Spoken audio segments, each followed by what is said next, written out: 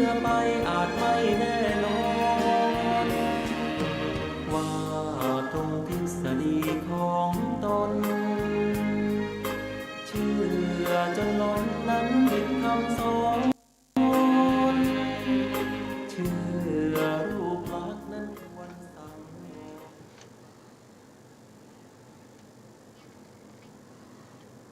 พุทธังสรณังคัจฉามิธัมมังสรณังคัจฉามิ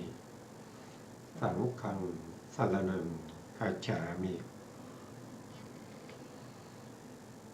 การนมัสการพระมหาเถระพระสังฆาธิการพระเถรานุเถระ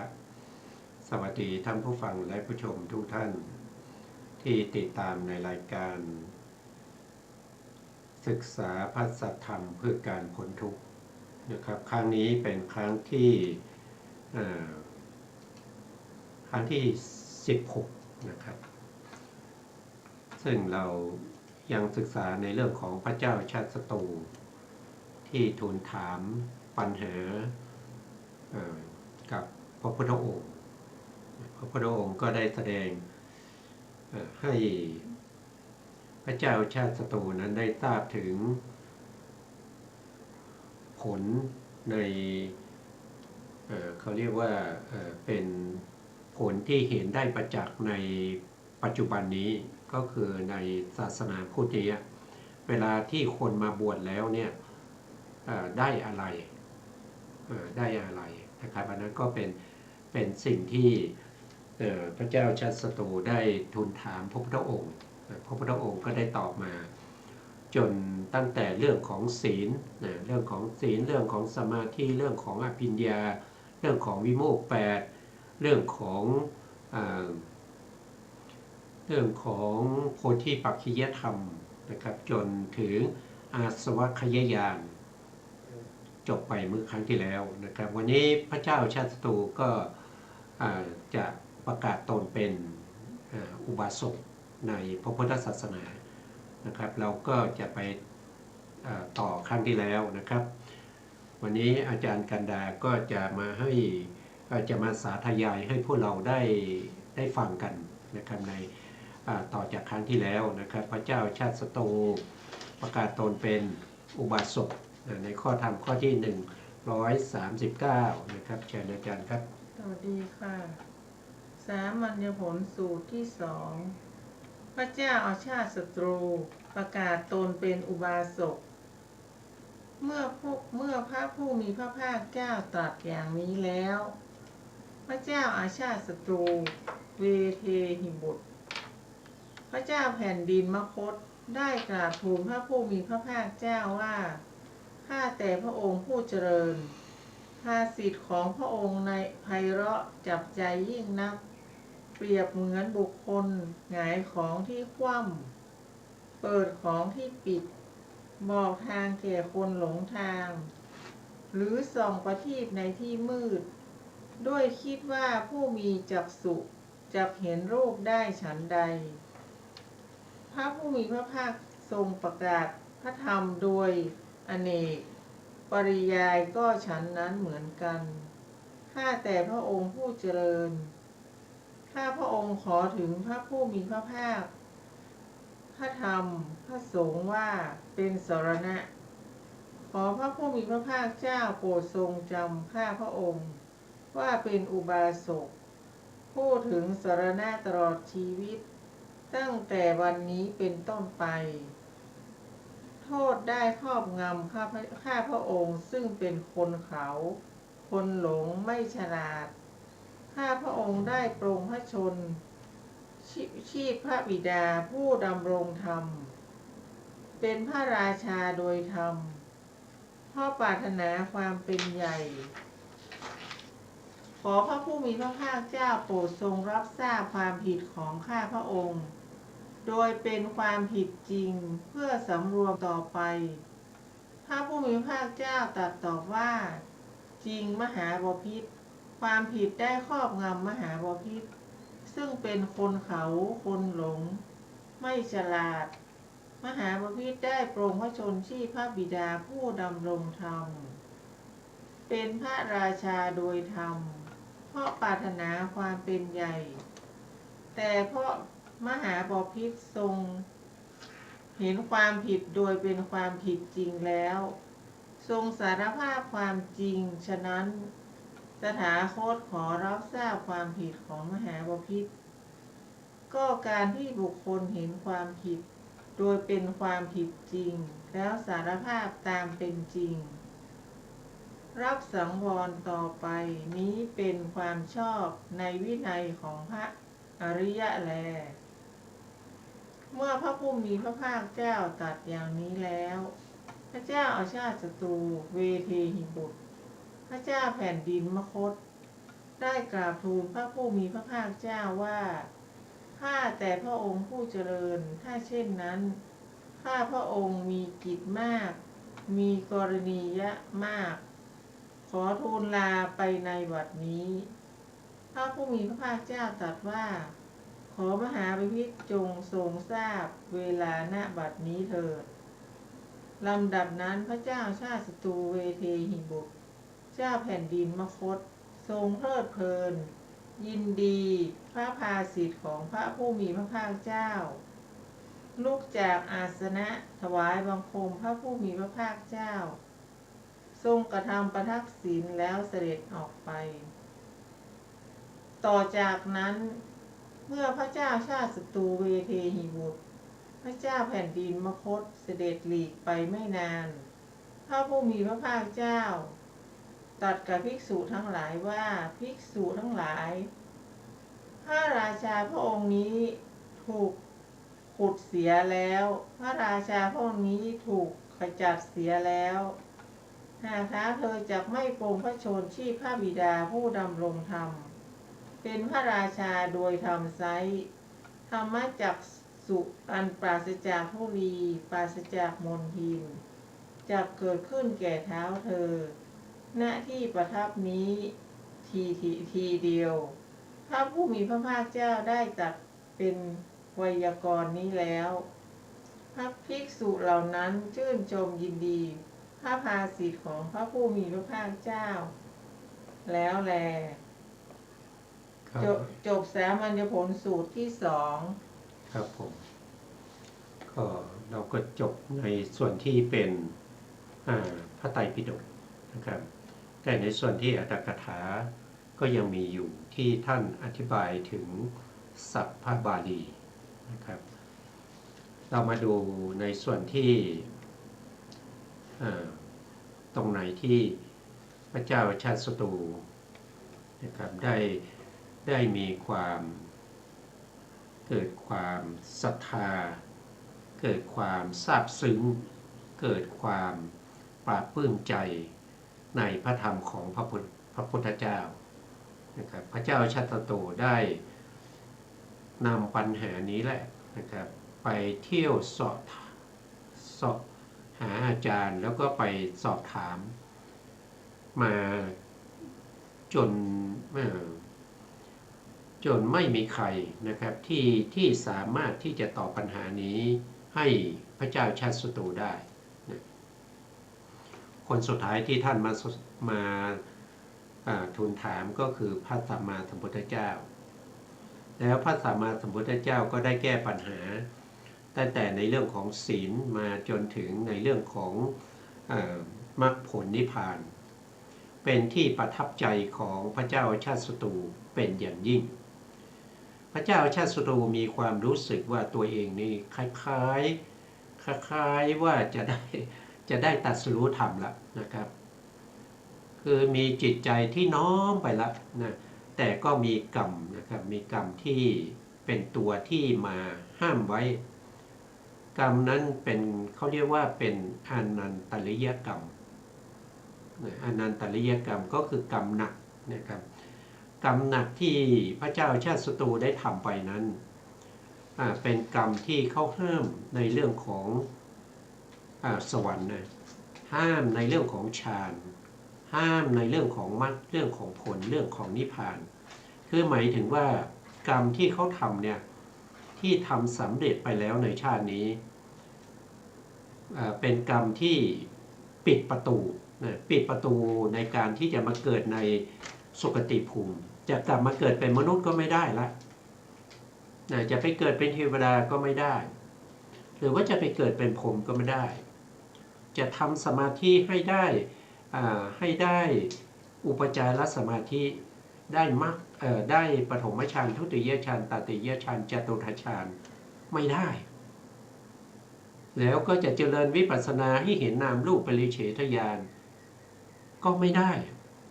กรรมนั้นเป็นกรรมหนักเรียกว่าอนันตริยกรรม กรรมนั้นที่ท่านทำนั้นก็คือเขาเรียกว่าเป็นปิตุฆาตคือฆ่าบิดาผู้ให้กำเนิดแก่ตนกรรมนั้นเป็นกรรมหนักกรรมนั้นเขาจะห้ามสุคติภูมิเลยนะห้ามสุคติภูมิห้ามมรรคผลนิพพานไม่ได้เลย ถ้าพระเจ้าชาติศัตรูตายจากความในชาตินี้นะมีทางเดียวที่จะทำยังไงก็ตามนะจะแก้ยังไงก็ตามมันแก้ไม่ได้นะครับนั่นคือท่านจะต้องไปตกนรกแน่นอนพระเจ้าชาติศัตรูเมื่อได้ฟังธรรมแล้วเนี่ยรู้สึกว่าตัวเองเนี่ยคล้ายๆจะสำเร็จอยู่แล้วแต่ก็มีกรรมมาห้ามไว้ไม่สามารถที่จะเข้าถึงมรรคผลนิพพานได้เพราะฉะนั้นพระเจ้าชาติศัตรูก็ต่อไปนี้นะท่านก็จะทำบุญทำกุศลนะกุศลที่ท่านทำเนี่ยเป็นกุศลที่ใหญ่นะมีอยู่กุศลหนึ่งที่ท่านทำแล้วเป็นกุศลที่ไม่ใช่ใครจะทำได้ง่ายๆนะครับนั่นก็คือเป็นประธานฝ่ายฆราวาสในการทำสังคายนาพระธรรมคำสั่งสอนของพระสัมมาสัมพุทธเจ้าให้เป็นหมวดเป็นหมู่ให้เป็นกลุ่มเป็นก้อนเพื่อความรุ่งเรืองและก็เจริญของพระพุทธศาสนาถึงแม้ได้ทำอย่างนั้นนะครับได้อุปถัมภ์พระอรหันต์ถึง500รูปในขณะที่ทำสังคายนาเป็นระยะเวลาถึง7 เดือนด้วยกันนะครับหลังจากนั้นก็ทำสังคายนาอรรถกถาซึ่งเป็นปกิณณกะเทศนาของพระพุทธเจ้าอีกเป็นระยะเวลารวมกันเป็นปีกว่านะครับถึงแม้ว่าทำกุศลอย่างนั้นนะครับซึ่งไม่มีใครที่จะสามารถทำได้อย่างพระเจ้าชาติศัตรูแล้วแต่ก็ช่วยไม่ได้นะก็ต้องไปนรกอยู่ดีเพียงแต่ไปทำให้การไปตกนรกของพระเจ้าชาติศัตรูนะแทนที่จะไปตกมหาเวจีนรก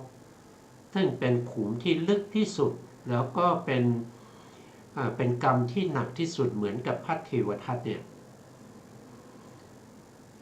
ท่านก็ไม่ได้ไปนะครับท่านไปตกที่ไหนท่านก็ไปตกอยู่ในนรกที่เป็นอุสธานรกนะครับซึ่งไม่ใช่มหาที่เป็นนรกขุมใหญ่ๆ8 ขุมนะท่านไปตกที่ไหนท่านก็ไปตกในเขาเรียกว่าโลหะกุมพีนรกนั่นก็คือตกไปในหม้อทองแดงที่เขากำลังต้มน้ำอยู่นะครับตกลงไปแล้วนะครับตั้งแต่ตกลงไปบนผิวน้ำเนี่ยจนไปถึงก้นกระทะนี้ต้องใช้เวลาถึง 36,000 ปีนะครับแล้วก็ค่อยๆลอยขึ้นมาอีกจนมาถึงผิวน้ำเนี่ยก็ใช้เวลาอีก 36,000 ปีมนุษย์นะครับก็จะทุกข์ทรมานอยู่อย่างนี้จนกว่ากรรมนั้นจะหมดนะครับเมื่อกรรมหมดก็จะได้มาเกิดก็จะเวียนว่ายตายเกิดอยู่ในทุกขตินะครับกว่าจะได้มาเป็นสุขติกว่าจะได้มาเป็นมนุษย์นะกว่าจะได้มาเป็นมนุษย์ก็ต้องใช้เวลาอีกหลายภพหลายชาตินะเมื่อได้มาเป็นมนุษย์แล้วเนี่ยพ ระเจ้าชาติศัตรูเนี่ยได้รับพุทธพยากรแล้วว่าจะได้เป็นพระปัจเจกเป็นพระปัจเจกพุทธเจ้า คือเป็นผู้ที่ตรัสรู้เองเป็นผู้ตรัสรู้เอง แต่ไม่สามารถจะสอนคนอื่นได้ไม่ใช่เป็นพระสัมมาสัมพุทธเจ้าเป็นแค่ปัจเจกปัจเจกก็คือตรัสรู้เองเฉพาะตนนะเฉพาะตนไม่สามารถสอนผู้อื่นได้นะทีนี้เรามาพูดถึงอนันตริยกรรมนะอนันตริยกรรมมีอยู่2อย่างอนันตริยกรรมมี2อย่างกรรมหนักๆเนี่ยมี2อย่างหนึ่งก็คือนิยตามิจฉาทิฏฐิ2ก็คือปัญจนันตริยกรรมมิจฉาทิฏฐินี้เราศึกษาไปแล้วในเรื่องของพรหมชาลสูตรที่เป็นนัตถิกาทิฏฐินี่นัตถิกาทิฏฐิคือไม่เชื่อในเรื่องของผลว่าทำดีก็ไม่ได้ดีทำดีก็สักแต่ว่าทำชั่วก็สักแต่ว่าทำไปแล้วไม่มีผลติดแน่นฝังใจแก้ไม่ได้นะครับอันนี้เป็นเขาเรียกว่านิยตามิจฉาทิฏฐิประเภทที่เป็นนัตถิกะทิฏฐิคือไม่เชื่อในเรื่องของผลข้อที่2ก็คือไม่เชื่อในเรื่องของเหตุก็คืออเหตุกะทิฏฐิก็คือเห็นว่าที่ตนเองกำลังได้รับความทุกข์อยู่หรือได้รับความสุขอยู่เนี่ยไม่ได้เกิดจากเหตุในอดีตที่เคยทำไว้นะครับที่เกิดมาที่มีความสุขก็เกิดมาลอยๆแล้วก็ความสุขมันก็มาโดยบังเอิญที่มีความทุกข์อยู่ก็เกิดมาลอยๆแล้วก็ความทุกข์นั้นก็ประสบความทุกข์โดยบังเอิญเชื่อแบบนี้นะครับอันนี้ก็เป็นนิยตมิจฉาทิฏฐิที่เรียกว่าอเหตุกะทิฏฐิ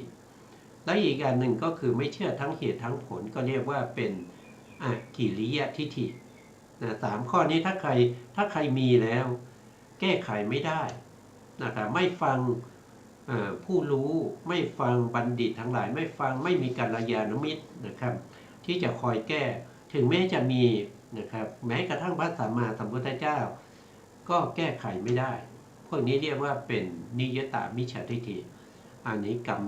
หนักกว่าปัญจนันตริยกรรมเวลาเรามีส่วนใดส่วนหนึ่งที่เป็นนิยตามิจฉาทิฏฐิแล้วกรรมที่เป็นนิยตามิจฉาทิฏฐิจะให้ผลก่อนนะครับวันที่2เราก็มาพูดถึงกรรมที่เป็นปัญจนันตริยกรรมก็คือกรรมหนัก5อย่างกรรมหนัก5อย่างนี้1ก็คือฆ่าบิดานะครับก็คือปิตุฆาตเนี่ยที่พระเจ้าชาติศัตรูทำก็คือข้อนี้นะปงพระชนพระเจ้าพิมพิสารซึ่งเป็นพระบิดาของพระเจ้าชาติศัตรูเพื่อหวังจะขึ้นครองราชย์นะครับอันนี้พระเจ้าชาติศัตรูได้ทำไปแล้วกรรมทำไปแล้วแก้ไขไม่ได้นะครับเพราะว่ามันสำเร็จไปแล้วนะครับกรรมคือการกระทำกรรมคือการกระทำทำดีก็เป็นกรรมทำชั่วก็เป็นกรรมบางคนอาจจะเข้าใจว่ากรรมคือการทำไม่ดีนะครับเป็นของไม่ดีจริงๆแล้วกรรมเนี่ยไม่ว่าคุณจะทำอะไรก็ตามก็ถือว่าเป็นกรรมนะทำด้วยกายกรรมก็เป็นกรรมไม่ว่าจะเป็นบุญเป็นบาปเป็นกรรมหมดนะครับบุญก็เป็นกุศลกรรมนะครับบาปก็เป็นอกุศลกรรมกุศลกรรมก็ให้ผลมาเป็นความสุขนะครับอกุศลกรรมก็ให้ผลมาเป็นความทุกข์เป็นกายกรรมกายกรรมแล้วก็มีวจีกรรมอีกนะครับที่เราพูดนะครับที่พูดอยู่อย่างนี้ก็เป็นกรรมนะพูดดีก็เป็นกรรมดีใช่ไหมครับเป็นบุญเป็นกุศลก็เป็นกรรมเหมือนกันให้ผลเป็นความสุขแต่ถ้าพูดไม่ดีก็เป็นกรรมเหมือนกันแต่เป็นอกุศลกรรมให้ผลเป็นความทุกข์แล้วก็อันที่3ก็คือมโนกรรมนะครับความคิดนะครับความคิดของเราเนี่ยตั้งแต่ตื่นนอนมาเนี่ยบางคนอาจจะไม่รู้นะอาจจะไม่รู้ว่าตัวเองเนี่ยคิดนะครับตัวเองเนี่ยฟุ้งซ่านนะครับคิดนู่นคิดนี่คิดนั่นคิดนี่นะ แล้วก็ไม่จบนะครับอันนี้ก็เป็นอกุศลกรรมนะแต่เป็นมโนกรรมเลยถืออุทธัจจะเนี่ยเขาอาจจะให้ผลในปฏิสนธิการไม่ได้ แต่เขาให้ผลในประวัติการหลังจากเราเกิดมาแล้วเนี่ยเราจะได้รับผลของอุทธัจจะคือความฟุ้งซ่านที่เราเคยเป็นมาในอดีตถ้าเราคิดดีก็เป็นกรรมดีนะใช่ไหมครับเราคิดพรุ่งนี้เราจะไปใส่บาตรนะครับใส่บาตรแล้วเราจะไปที่วัดไปอาราธนาศีลอย่างนี้ก็เป็นความคิดที่ดีก็เรียกว่าเป็นมโนสุจริตเป็นมโนสุจริตแต่ถ้าเราคิดไม่ดีพรุ่งนี้เราจะไปตกปลาดีกว่านะครับไปตกปลาอย่าลืมมาปืนลมไปด้วยนะไปยิงนกด้วยนะอันนี้ก็คิดไม่ดีอันนี้ก็เป็นมโนทุจริตนะก็จะให้ผลนะถ้าเราดูแล้วเนี่ยนะครับในส่วนที่เป็นกายกรรมวจีกรรมและมโนกรรมเนี่ยอันไหนที่จะให้ผลก่อนอันไหนที่จะเป็นกรรมหนักนะก็ได้บอกไปแล้วนะมโนกรรมนะมโนกรรมให้ผลหนักนะอย่างเช่นนิยตามิจฉาทิฏฐิเนี่ยเป็นมโนกรรมนะเป็นความเชื่อนะเขาให้ผลก่อนนะเป็นกรรมหนักนะครับนะเมื่อกี้พูดถึงปัญจนันตริยกรรมหนึ่งก็คือเรื่องของการฆ่าพ่อนะข้อที่สองก็คือฆ่าแม่นะครับบางท่านเลยจะถามว่าถ้าฆ่าพ่อฆ่าแม่เนี่ยอันไหนจะหนักกว่ากันนะครับท่านก็บอกว่าถ้าพ่อแม่มีคุณธรรมเสมอกันเนี่ยฆ่าแม่เนี่ยหนักกว่าพ่อแม่นี่อุ้มท้องมานะครับแต่ถ้าทั้งสองเนี่ยมีคุณธรรมไม่เสมอกันเช่นพ่อมีคุณธรรมมากกว่าแล้วก็ไปฆ่าพ่อกรรมฆ่าพ่อหนักกว่าการฆ่าแม่นะครับนะอันที่สามก็คือฆ่าพระอรหันต์พระอรหันต์พระขีณาสพทั้งหลายหรือว่าไปฆ่าพระอริยบุคคลอย่างเงี้ยฆ่าโสดาบันอย่างเงี้ยสกทาคามีอนาคามีนะครับแต่ในที่นี้ท่านพูดถึงพระอรหันต์นะครับยกตัวอย่างมาแค่หนึ่งตัวอย่างนะครับนี่เป็นกรรมหนักนะเป็นอนันตริยกรรมนะห้ามสวรรค์ห้ามฌานมรรคผลนิพพานมุ่งหน้าสู่นรกอย่างเดียวนะครับอันที่สี่ก็คือทำให้พระพุทธเจ้าห่อพระโลหิตพระพุทธเจ้าเป็นบุคคลที่ไม่มีใครที่จะสามารถที่จะปรงพระชนได้นะครับพระพุทธเจ้าในอดีตมีมามากมายเป็นหลายร้อยหลายพันโกฏไม่มีใครสามารถจะปรงพระชนของพระสัมมาสัมพุทธเจ้าได้อย่างมากที่สุดก็คือทำให้พระพุทธเจ้าห่อพระโลหิตฆ่าบิดาฆ่ามารดานะครับแล้วก็ฆ่าพระอรหันต์แล้วก็ทำพระพุทธเจ้าห่อพระโลหิตกรรมไหนหนักกว่ากันคือทำให้พระพุทธเจ้าห่อพระโลหิตหนักกว่าข้อที่ห้าก็คือเขาเรียกว่าสังฆเพศก็คือการทำให้สงฆ์แตกกัน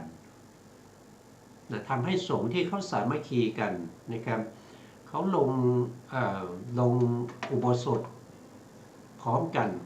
เขาทำสังฆกรรมพร้อมกันเราไปทำให้เขาแตกแยกกันนะครับเขาไม่ยอมทำสังฆกรรมร่วมกันถือว่าเป็นข้อที่5ปัญจนันตริยกรรมนะปัญจนี่แปลว่า5นะครับเป็นข้อสุดท้ายนะทำให้สงฆ์แตกกันบุคคลที่จะทำให้สงฆ์แตกกันแล้วก็ครบองค์กรรมบทในสังฆเพศเนี่ยก็ต้องเป็นพระสงฆ์ด้วยนะครับตัวเองเป็นพระสงฆ์แล้วก็เห็นพระสงฆ์คณะนี้กับคณะนี้เขาสามัคคีกันก็อยากจะทำให้เขาแตกกันก็ไปยุยงให้เขาแตกกันจนในที่สุดเขาไม่ทำสังฆกรรมต่อกันคือไม่ร่วมกันทำเช่นฟังปาฏิโมกข์ก็ไปฟังแต่กูไม่ไปกูไปมึงไม่ไปนะบวชพระก็ไม่ลงพร้อมกันนะพิธีกรรมทางสงฆ์เนี่ยที่ต้องทำพร้อมกันเนี่ยเขาจะไม่ทำพร้อมกัน นั่นแสดงว่าเขาแตกกันแล้ว พระที่เป็นผู้กล่าวสอดเสียดให้เขาแตกกันอันนั้นเป็นอนันตริยกรรมอย่างชาวบ้านนี่ไม่เป็นนะชาวบ้านไม่เป็นถ้าเป็นชาวบ้านนะครับไปยุยงพระองค์นั้นองค์นี้ให้แตกกันเนี่ยเขาแตกกันก็ธรรมดาไม่ใช่เป็นอนันตริยกรรมนะอนันตริยกรรมเนี่ยคือคนทำจะต้องเป็นพระด้วยนะครับแล้วก็ทำให้พระแตกกันนี่ก็คือกรรมหนักนะครับกรรมหนักเหล่านี้มุ่งหน้าสู่นรกอย่างเดียวนะครับไม่สามารถเกิดเป็นเปรตก็ไม่ได้เกิดเป็นเดรัจฉานก็ไม่ได้เกิดเป็นอสุรกายก็ไม่ได้เกิดเป็นมนุษย์ไม่ต้องพูดถึงนะครับเกิดเป็นเทวดาเป็นพรหมไม่ต้องพูดถึงนะจุดมุ่งหมายเดียวนั้นก็คือนรกนรกนี้เป็นภพภูมิที่มีความทุกข์ตลอดไปถ้ายังอยู่ในนรกไม่มีโอกาสที่จะนึกถึงลมหายใจเข้าออกได้ไม่มีโอกาสที่จะไปหยุดพักวันนี้หยุดพักก่อนนะทานอาหารก่อนไม่มีนะครับวันนี้หยุดพักก่อนถึงเวลานี้ถึงเวลาหลับแล้วให้เขาไปให้สัตว์นรกไปหลับก่อนอย่างนี้ไม่มีนะครับทุกวินาทีจะต้องได้รับความทุกข์อยู่ตลอดเวลานั่นคือนรกนะครับจะหนักจะเบาก็ขึ้นอยู่กับกรรมที่เราทำแล้วก็ต้องอยู่ในนั้นตามระยะเวลากรรมที่ทำนะครับกรรมหนักก็อยู่นานกรรมที่เบาก็ระยะเวลาก็ลดลงนะครับอยู่ในมหานรกหรือว่าอยู่ในนรกที่เป็นบริวารก็เรียกว่าอุสธานรกอย่างเนี้ยก็แล้วแต่นะครับแล้วแต่กรรมที่ทำนะครับเพราะฉะนั้นกรรมหนักๆเนี่ยก็จะมีอยู่ทั้งหมด8กรรมด้วยกันมุ่งหน้าสู่นรกกรรมที่หนักที่สุดก็คือมโนกรรมที่เป็นนิยตมิจฉาทิฏฐิกรรม3นะครับต่อมาก็สังฆเพศต่อมาก็ทำให้พระพุทธองค์ห่อพระโลหิตต่อมาก็คือทำให้พระอรหันต์เสียชีวิตต่อมาก็คือทำให้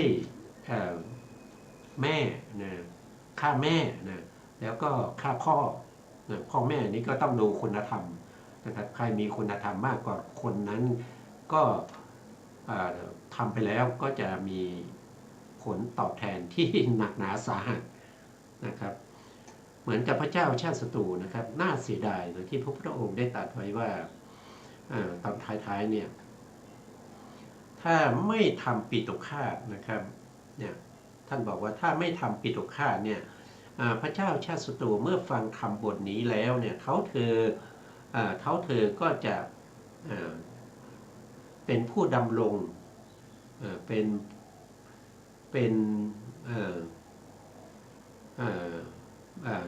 ก็จะได้ดวงตาเห็นธรรมนะธรรมะจักสุอันปัสสัจจทุลีปัสสัจจมนทินนะครับจะเกิดแก่เธอแต่นี่เลยเวลาไปแล้วนะครับเลยเวลาไปแล้วแก้ไม่ได้นะครับเพราะฉะนั้นก็ทำให้กรรมที่จะไปตกนรกเนี่ยไม่ต้องไปสู่มหาเวจีนรก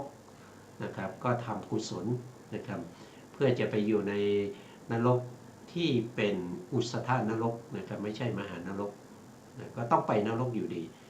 นะครับอันนี้ก็เร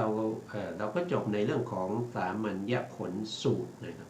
สูตรที่2นะครับทำไมเป็นสูตรที่2ล่ะนะครับก็เพราะว่าในทีฆนิกายเล่มนี้นะครับเล่มที่11เนี่ยเป็นสูตรที่2นะครับสูตรแรกชื่อว่าอะไรนะยังจำได้นะพวกเรานะครับสูตรแรกชื่อว่าสามัญญสูตรแรกเนี่ยชื่อว่าพรหมชาลสูตรนะครับพรหมชาลสูตรก็พูดถึงทิฏฐิ62นะครับตอนแรกก็พูดถึงในเรื่องของศีลเหมือนกันกับสูตรสามัญญผลนะครับมหาจุลศีลมัชฌิมศีลมหาศีลแล้วก็มาพูดถึงเรื่องของทิฏฐิ62นะครับเราจบแล้วเราก็มาขึ้นสามัญญผลสูตรซึ่งเป็นสูตรที่2ตอนนี้เราจบในส่วนที่เป็นพระไตรปิฎกแล้วพระไตรปิฎกในที่นี้หมายถึงพระไตรปิฎกแปลเป็นภาษาไทยนะครับไม่ใช่เป็นพระบาลีนะเป็นคำแปลนะทุกค ครั้งนี้ครับที่เราศึกษาพระไตรปิฎกนะครับมันก็จะมีบาลีบางศัพท์เนี่ยเราไม่เข้าใจนะครับคนที่จะเข้าใจก็มีน้อยนะครับเพราะฉะนั้นก็มีอรรถกถาจารย์เนี่ยท่านก็มา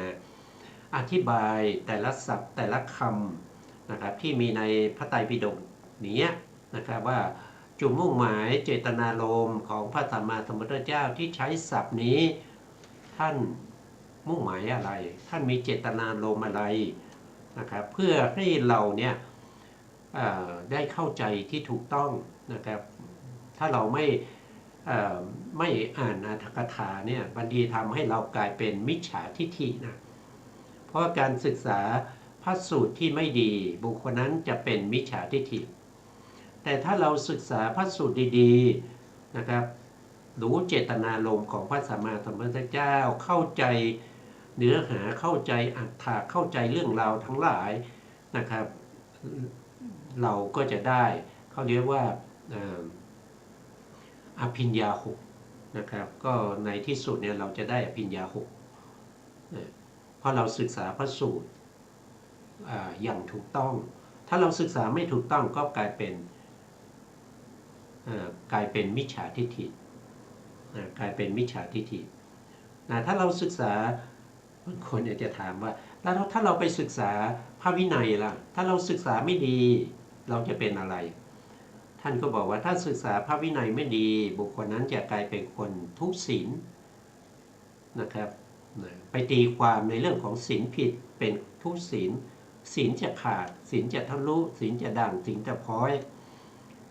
แต่ถ้าศึกษาพระวินัยดีนะครับศึกษายังไงพระวินัยก็ต้องดูตามอักขระนะครับ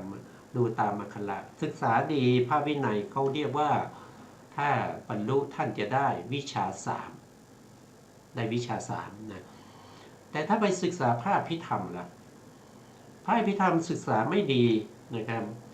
ศึกษาไม่ดีไม่เข้าใจในสภาวะของธรรมทั้งหลายนะตีความเอาเองท่านก็จะกลายเป็นคนฟุ้งซ่านศึกษาพระอภิธรรมไม่ดีเป็นคนฟุ้งซ่านแต่ถ้าศึกษาพระอภิธรรมดีนะครับศึกษาพระอภิธรรมดีเนี่ยท่านจะได้ท่านจะได้ปฏิสัมภิทานะครับปฏิสัมภิทา4ท่านจะได้ปฏิสัมภิทา4นะครับเพราะฉะนั้นผู้ที่ได้ตรัสรู้ธรรมเนี่ยในสมัยพุทธกาลเนี่ยส่วนมากก็จะเป็นบุคคลที่ได้วิชา3นะครับได้อภิญญา6ได้ปฏิสัมภิทา4นะก็มาจากพระวินัยพระสูตรพระอภิธรรมนั่นเองนะครับอันนี้ก็เพิ่มเติมนะครับเพิ่มเติมให้พวกเราได้เข้าใจกันนะครับต่อไปเราก็จะขึ้นในเรื่องของอรรถกถาสามัญญผลนะครับว่าด้วยการกลับทูลของราชอามาตย์นะครับก็เรียนเชิญอาจารย์ช่วยสาธยายต่อนะครับในหน้าที่เท่าไหร่ครับ289ครับ289เป็นพระไตรปิฎกชุด91เล่มสีแดงนะครับแต่ถ้าเป็นสีน้ำตาลนี่ก็จะอยู่ในหน้าที่337ครับผมครับเรียนเชิญอาจารย์ครับอรรถกถาสามัญญผลสูตรว่าด้วยคำกราบทูลของราชอมาตย์พระบาลีสามัญญผลสูตรเริ่มต้นด้วยคำว่าข้าพเจ้าได้สดับอย่างนี้เอวัมเมสุตังเปราชคะเหเป็นต้นในพระบาลีนั้นมีการพรรณนาตามลำดับบทดังต่อไปนี้คำว่าในกรุงราชคฤห์คือราชเคเหราชคะเหความว่าในพระนครซึ่งมีชื่ออย่างนั้นจริงอยู่พระนครนั้นเรียกกันว่าราชคฤห์เพราะพระเจ้ามันทาตุราชและท่านมหาโควินเป็นต้นครอบครอง ก็ในคำว่าราชคฤห์นี้มีนักปราชญ์อื่นๆพรรณนาไว้มากมาย จะมีประโยชน์อะไรด้วยคำเหล่านั้น เพราะคำนั้นเป็นเพียงชื่อของเมืองเท่านั้น พระนครราชคฤห์นี้เป็นเมืองทั้งในพุทธกาลทั้งในจักรพรรดิกาลส่วนในการที่เหลือเป็นเมืองร้าง พวกยักษ์ครอบครอง เป็นป่าที่อยู่อาศัยของยักษ์เหล่านั้นคำว่าประทับหรือวิหารตินี้ตามธรรมดาเป็นคำแสดงถึงความพร้อมเพรียงด้วยวิหารธรรมอย่างใดอย่างหนึ่งในบรรดาอิริยาบถวิหารทิพวิหารพรหมวิหารและอริยวิหารแต่ในที่นี้แสดงถึงการยืนเดินนั่งนอนซึ่งเป็นอิริยาบถที่ผลัดเปลี่ยนกันเท่านั้นฉะนั้นพระผู้มีพระภาคเจ้าจะประทับยืนก็ตามเสด็จดำเนินไปก็ตามประทับนั่งก็ตามบรรทมก็ตามพึงทราบว่าวิหารติคือประทับอยู่ทั้งนั้นด้วยว่าพระองค์ทรงบำบัดความลำบากแห่งอิริยาบถหนึ่งด้วยอิริยาบถหนึ่งทรงบริหารอัตภาพมิให้ทรงลำบากพระวรกายฉะนั้นจึงเรียกว่าวิหารติแปลว่าประทับตามสบายข้อว่าหน้าสวนอัมพวันของหมอชีวกโกมารพัสสเป็นคำแสดงแหล่งที่พำนักใกล้โคจรคามที่ทรงเข้าไปพำนักอาศัยอยู่เพราะฉะนั้นในข้อนี้พึงทราบเนื้อความอย่างนี้ว่าข้อว่าประทับณสวนอัมพวันของหมอชีวกโกมารพัสสใกล้กรุงราชคฤห์ความว่าประทับอยู่หน้าสวนอัมพวันของหมอชีวกโกมารพัสใกล้กรุงราชคฤห์เพราะคำนี้เป็นสัตตะมีวิภัตติลงในอัตว่าใกล้ในพระบาลีที่ชื่อว่าชีวกด้วยอัตว่ายังเป็นอยู่ที่ชื่อว่าโกมารพัสด้วยอัตว่าพระราชกุมารทรงชุบเลี้ยงเหมือนอย่างที่เล่ากันว่าพระอภัยราชกุมารเสด็จไปพบทารกเข้ารับสั่งถามว่าอะไรนั่นมาพระนายที่ฝูงกาล้อมอยู่ทูลว่าทารกพระเจ้าค่ะตรัสถามว่ายังเป็นอยู่หรือทูลว่ายังเป็นอยู่พระเจ้าค่ะตรัสว่าถ้าอย่างนั้นจงนำทารกนั้นเข้าไปภายในเมืองแล้วมอบให้แม่นมทั้งหลายเลี้ยงดูคนทั้งหลายจึงได้ตั้งชื่อทารกนั้นว่าชีวกเพราะยังเป็นอยู่และตั้งชื่อว่าโกมารพัสสเพราะพระราชกุมารทรงชุบเลี้ยงนี้เป็นความย่อในที่นี้ส่วนเรื่องพิสดารของหมอชีวกมีในชันทกะแล้วแม้คาถาที่วินิจฉัยเรื่องหมอชีวกนี้ก็ได้กล่าวไว้ในอรรถกถาพระวินัยชื่อสมันตภาษาธิกาแล้วครับก็อันนี้ก็ท่านกล่าวถึง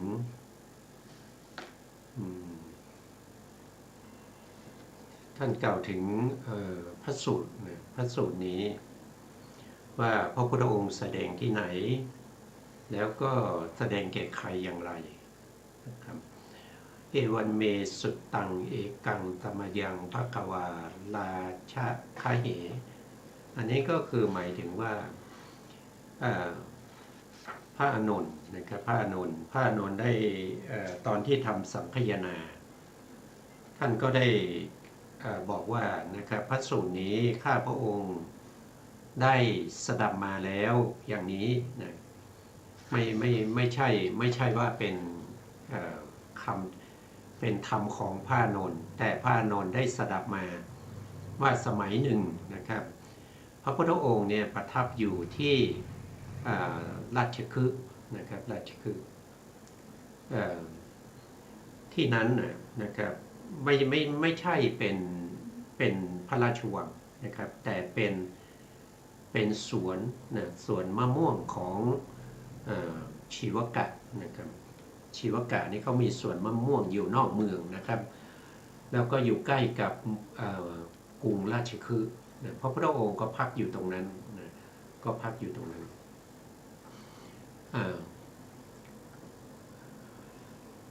ทำไมพระพุทธองค์ไปพักอยู่ตรงนั้นทำไมไม่ไปพักอยู่ที่วัดเวรุวันนะครับเวรุวันที่กรุงราชคฤห์วัดเวรุวันเนี่ยเป็นวัดที่พระเจ้าพิมพิสารนะครับได้พระราชทานให้แก่พระพุทธองค์นะครับเป็นวัดตอนหลังมาเนี่ยมีปัญหาระหว่างเรื่องของการบ้านการเมืองนะครับระหว่างพระเจ้าชาติโตกับพระเจ้าพิมพิสารพระพุทธองค์จึงไปประทับอยู่เมืองอื่นนะครับอยู่เมืองอื่นเป็นส่วนมากนะครับเช่นสาวัตถีอย่างเนี้ยนะแล้วก็ที่พระพุทธองค์เสด็จมาเนี่ยพระพุทธองค์ก็รู้ด้วยข่ายพยานนะครับไม่ใช่ว่าอยากมาก็มานะครับก็รู้ด้วยข่ายพยานว่าพระเจ้าชาติศัตรูเนี่ยจะเปลี่ยนจากมิจฉาทิฏฐิเนี่ยมาเป็นสัมมาทิฏฐินะครับด้วยความพระมหากรุณาของพระสัมมาสัมพุทธเจ้านะครับจึงมาพักอยู่ที่สวนมะม่วงของชีวกะนะครับชีวกะนี่เขาเป็นบางท่านก็บอกว่าเขาเป็นลูกของพระเจ้าพิมพิสารนะที่เกิดกับนางอะไรนะที่เป็นเขาเรียกว่าเป็นนางงามเมืองเป็นหญิงงามเมืองที่เอาไว้ในการรับรองคนสำคัญของเมืองนะครับหญิงงามเมืองนั้นชื่ออะไรผมจำไม่ได้แล้วนะครับก็มีท้องแล้วก็คลอดบุตรมานะครับเป็นผู้ชายเพราะว่าหญิงงามเมืองในหญิงงามเมืองนี้มันเป็นตำแหน่งนะมันเป็นตำแหน่งของเมืองนะครับไม่ใช่ว่าใครอยากจะเป็นก็เป็นได้นะต้องได้รับพระราชทานจากพระเจ้าอยู่หัวของเมืองนั้นนะถึงจะได้เป็นหญิงงามเมืองได้หญิงงามเมืองนี้พอตั้งท้องก็นึกในใจว่าถ้าเป็นผู้หญิงเนี่ยก็จะให้เป็นมารับตำแหน่งต่อจากตัวเองนะแต่ถ้าเป็นผู้ชายเนี่ยก็ต้องเอาไปฆ่านะครับเพราะทีนี้คลอดออกมาเป็นผู้ชายก็สั่งให้คนใช้เนี่ยนำไปทิ้งนะนำไปทิ้งเขาก็นำไปทิ้งอยู่ที่กองขยะนะกองขยะแล้วทีนี้เจ้าชายอภัยนะเจ้าชายอภัยเนี่ยซึ่งเป็นเจ้าชายเป็นเจ้าชายเป็นลูกของพระเจ้าพิมพิสารนั่นแหละนะครับก็ผ่านมาพอดีนะครับผ่านมาทางนั้นพอดีก็มาพบก็ให้มันมีนกมีกานะครับมีสุนัขมีอะไรนี่กำลังล้อมกันอยู่อย่างเงี้ยนะก็เลยให้ทหารเข้าไปดูก็เห็นเป็นทารกนะก็เลยเรียนพระเจ้าชายอภัยราชบุตรเนี่ยอภัยราชบุตรก็บอกว่ายังมีชีวิตอยู่ไหมยังมีชีวิตอยู่ถ้างั้นก็เอามาเราจะเลยชุบเลี้ยงนะครับก็ชุบเลี้ยงเป็นลูกบุญธรรมนะครับก็อยู่ในพระราชวังของเจ้าชายอภัยนะแล้วทีนี้หมอชีวกเนี่ยเขาเป็นบุคคลที่มีความสามารถนะครับคือสามารถคืออะไรเขาสามารถที่จะเรียนรู้ ในเรื่องของวิชาแพทย์ได้โดยไม่ยากเขาก็ไปศึกษาวิชาแพทย์นะครับเขาเก่งในเรื่องของการรักษาใครรักษาไม่ได้นะก็ให้หมอชีวกเนี่ยเป็นผู้ไปรักษาก็หายทุกรายนะครับเพราะพระองค์ก็ได้แต่งตั้งหมอชีวกเนี่ยให้เป็นแพทย์ประจำตัวนะครับเพราะด้วยความสามารถของเขานะครับอันนี้ก็เป็นเรื่องของหมอชีวกนะครับหมอชีวกก็มีสวนมะม่วงอยู่นอกเมืองราชคฤห์นะครับพระพุทธองค์ก็เดินทางมานะครับเดินทางมาจากน่าจะมาจากกรุงสาวัตถีนะครับหมอชีวกรู้ก็อาราธนาให้ไปพักอยู่ที่สวนมะม่วงนะครับสวนมะม่วงนั้นก็ใกล้เมืองราชคฤห์นะครับเดินทางไปบิณฑบาตนะครับไปกลับก็ไม่ไกลนะครับก็สะดวกดีนะก็พระองค์ก็พักอยู่ตรงนั้นนะแล้วพระเจ้าชาติศัตรูนะพระเจ้าชาติศัตรูตามที่เราได้ศึกษามานะครับมาตรงนี้ครับนะครับคำว่าวิหารติวิหารติเนี่ยแปลว่าที่อยู่นะครับวิหารติคือที่อยู่นะครับหรือบางทีก็ท่านก็บอกว่าเป็นการสับเปลี่ยนอิริยาบถนะวิหารเนี่ยคำว่าวิหารเนี่ยก็มีความหมายอยู่4อย่างนะครับตรงนี้ท่านบอกว่ามีความหมายอยู่4อย่างหนึ่งก็คืออิริยาบถวิหารอิริยาบถวิหารก็คือการสับเปลี่ยนอิริยาบถไม่อยู่ในอิริยาบถใดอิริยาบถหนึ่งนานเกินไปเช่นการยืนการเดินการนั่งการนอนเนี่ยต้องบริหารให้สม่ำเสมอนะครับถ้าบริหารไม่ดีก็จะเกิดโรคภัยไข้เจ็บเช่นโรคกระดูกโรคข้อโรคกล้ามเนื้อนะครับก็จะเกิดขึ้นได้เพราะฉะนั้นก็ต้องมีการบริหารอิริยาบถทั้ง4ให้เป็นไปตามความเหมาะสมวิหารนี้คืออะไรตามความเหมาะสมความสะดวกสบายอะไรพวกนี้เป็นที่อยู่ที่ทำให้สบายนะครับกำจัดเสียซึ่งโรคภัยไข้เจ็บทั้งหลายด้วยอิริยาบถวิหารต่อมาก็ทิพวิหารนะทิพวิหารเนี่ยก็คือได้แก่ประเภทฌานสมาบัติทิพวิหารนี้ก็คือได้จำทิพวิหารนี่คืออะไรเดียวจำไม่ได้ลืมไปนะข้ามไปก่อนนะครับข้ามไปก่อนมาพรหมวิหารนะครับพรหมวิหารนี้ก็คือได้แก่การอยู่ในฌานสมาบัติเช่นแผ่เมตตาอย่างเนี้ยเมตตาก็เป็นฌานนะแผ่เมตตาแผ่กรุณาแผ่มุทิตานะครับแล้วก็เจริญอุเบกขานะครับวันนี้เรียกว่าเป็นพรหมวิหารนะครับทำให้ได้ฌานอยู่ในฌานแล้วก็อาริยวิหารนี้ก็คือได้แก่พลัสสมาบัตินะครับก็คือการเข้าอยู่ในพลัสสมาบัติอย่างเช่นพระพุทธองค์นะครับในหลังจากที่พระพุทธองค์ได้ตรัสรู้เป็นพระอรหันต์แล้วใต้ต้นสีมหาโพธิ์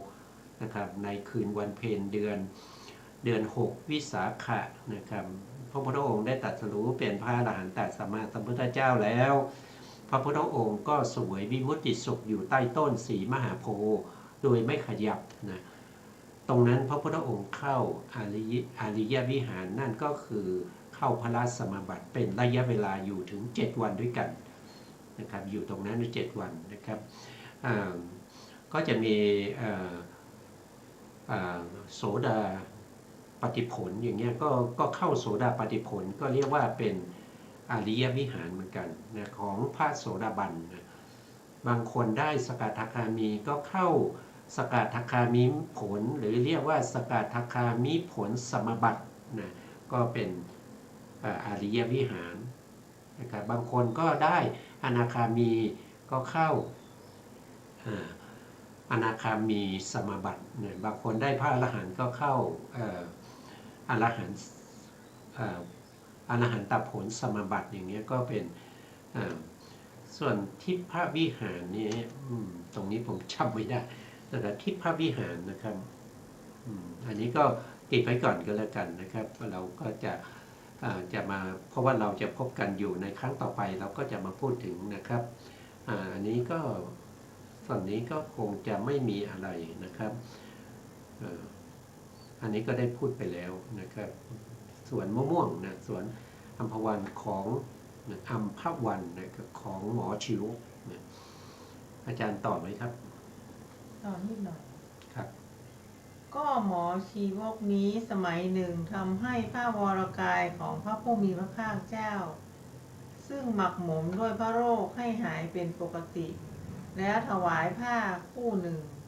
ซึ่งทอจากแคว้นสีพีพระพุทธองค์ทรงอนุโมทนาเวลาอนุโมทนาการถวายผ้าจบลงหมอชีวกตั้งอยู่ในโสดาปัตติผลคิดว่าเราควรจะไปเฝ้าดูแลพระพุทธเจ้าวันละ2-3 ครั้งก็เขาคิชกูฏนี้และพระวิหารเวรุวันอยู่ไกลเกินไปแต่สวนอัมพวันของเราใกล้กว่าอย่ากันนั้นเลยเราจะสร้างวิหารถวายแด่พระผู้มีพระภาคเจ้าในสวนอัมพวันของเรานี้หมอชีวกนั้นจึงสร้างที่อยู่กลางคืนที่อยู่กลางวันที่พักกุฏิและมณฑปเป็นต้นแล้วให้สร้างพระคันธกุฎีที่สมควรแด่พระผู้มีพระภาคเจ้าในสวนอัมพวัน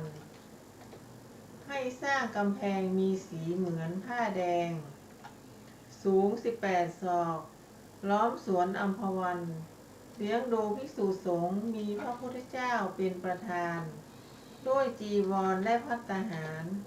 ได้หลั่งน้ำพิทักษิโนทกมอบถวายสวนอัมพวันให้เป็นพระวิหารข้อว่าณสวนอัมพวันของหมอชีวกโกมารพัฒนั้นท่านกล่าวหมายเอาพระวิหารอัมพวันนั้น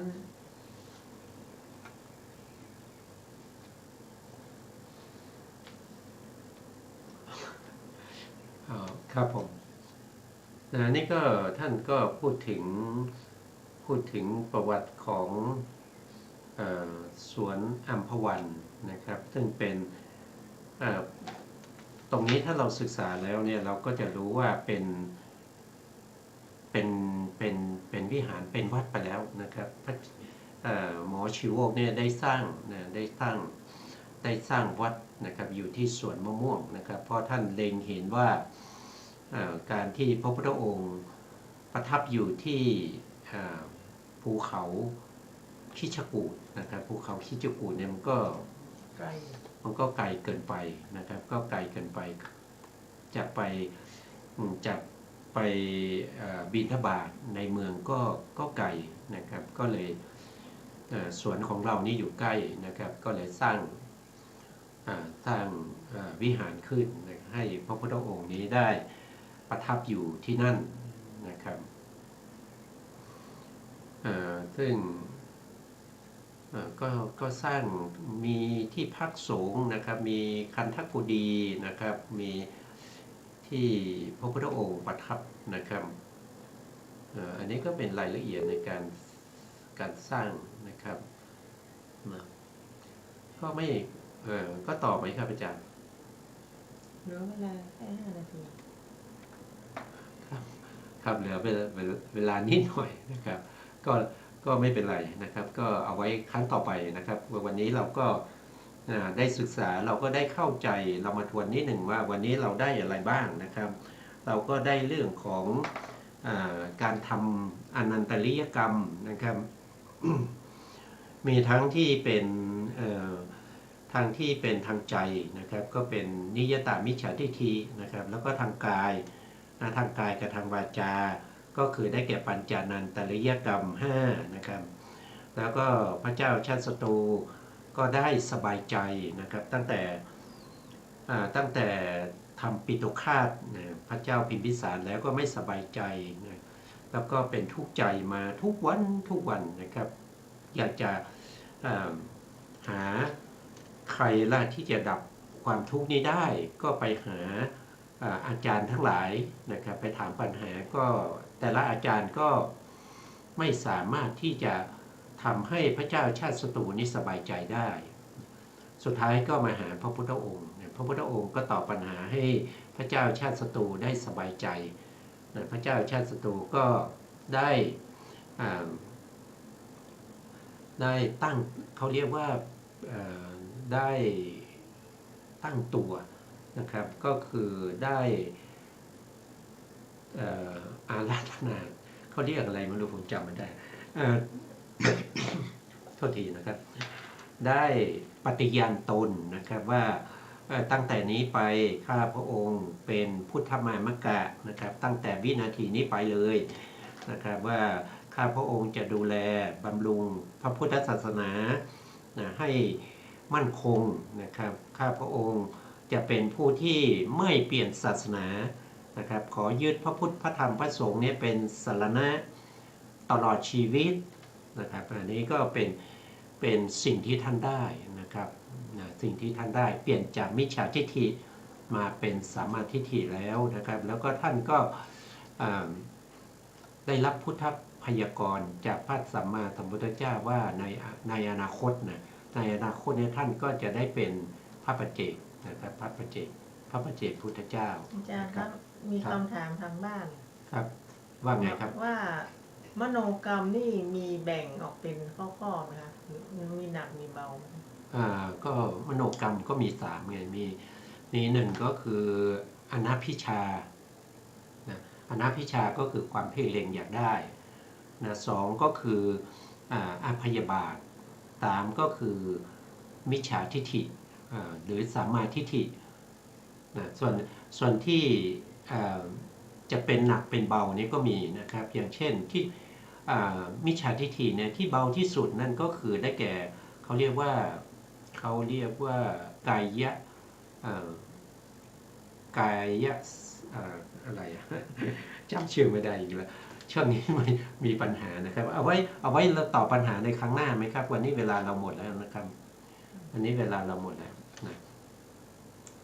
สุดท้ายนี้ขอกราบ